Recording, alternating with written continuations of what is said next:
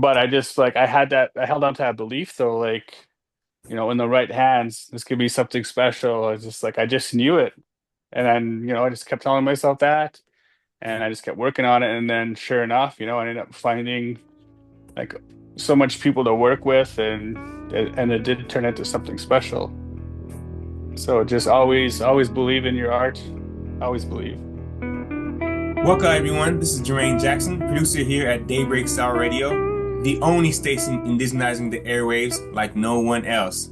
And today, I have the honor of sitting down with an artist whose music isn't just heard, it is felt. He blends hip hop, R&B, jazz, indie, and global sounds from South Africa to Turtle Island. Nige B is redefining what it means to be a genre blending indigenous artist. Hailing from Laurens and now based in Stanley Mission, Saskatchewan, he's not only a talented vocalist, guitarist, and producer, but also a mentor to the next generation of artists in his community. We are excited to get a deep dive into his journey, his sound, and the purpose behind the music.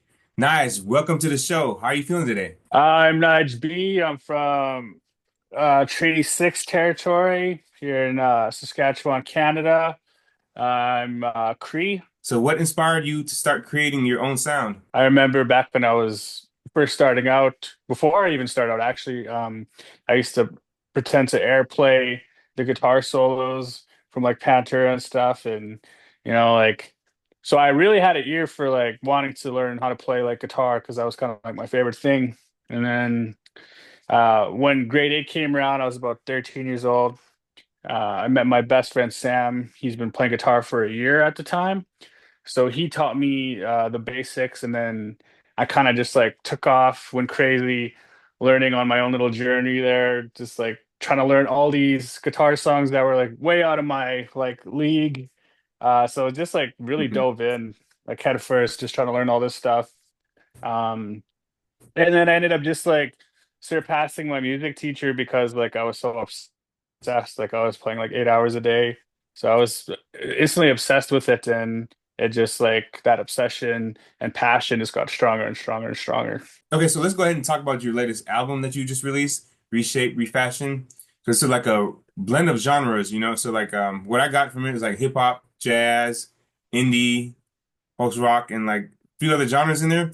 So what was the inspiration behind this project and how does it reflect where you're at right now as an artist and as a person? For this album, I actually wanted to like take time to really find my sound, to like learn more of the production side of things. So I like took a year off work because I mentor here at the schools in Stanley Mission.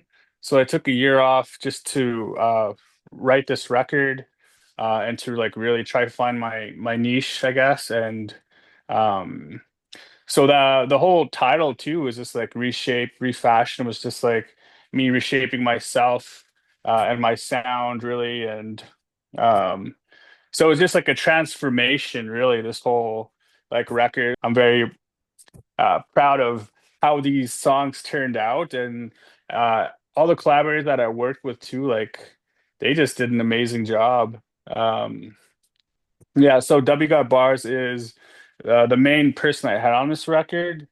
Me and him have this really special chemistry together.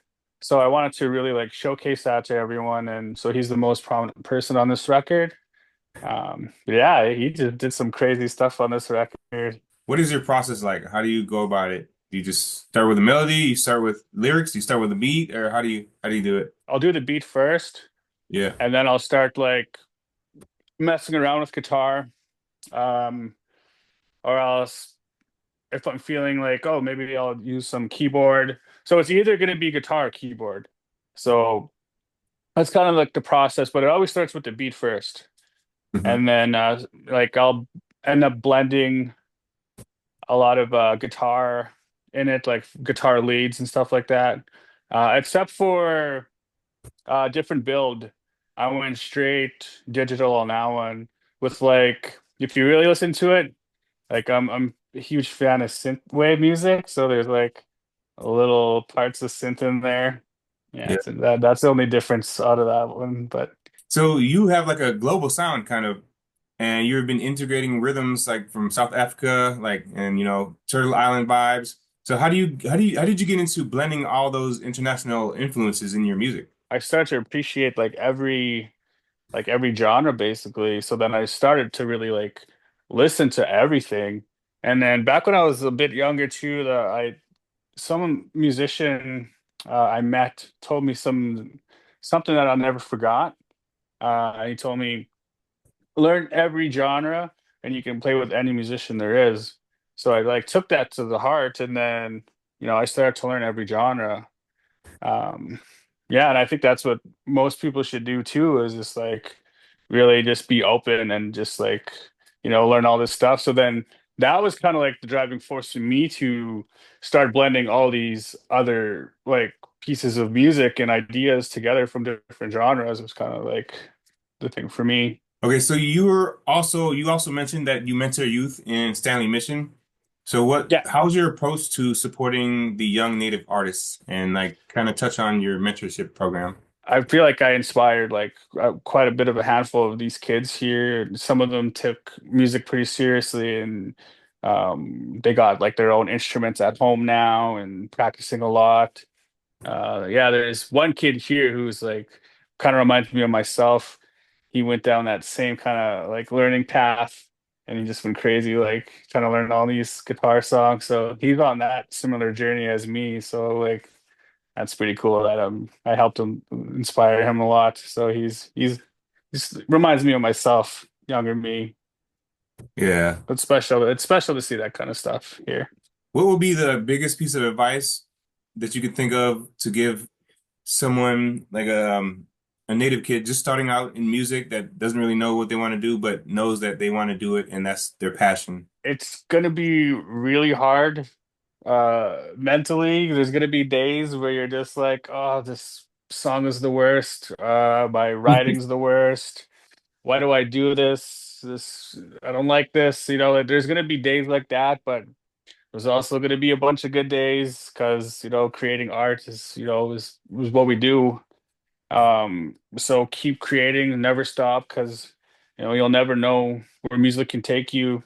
I remember when I first started doing this hip hop stuff, I started once the instrumentals, like I did a few of them from my past record.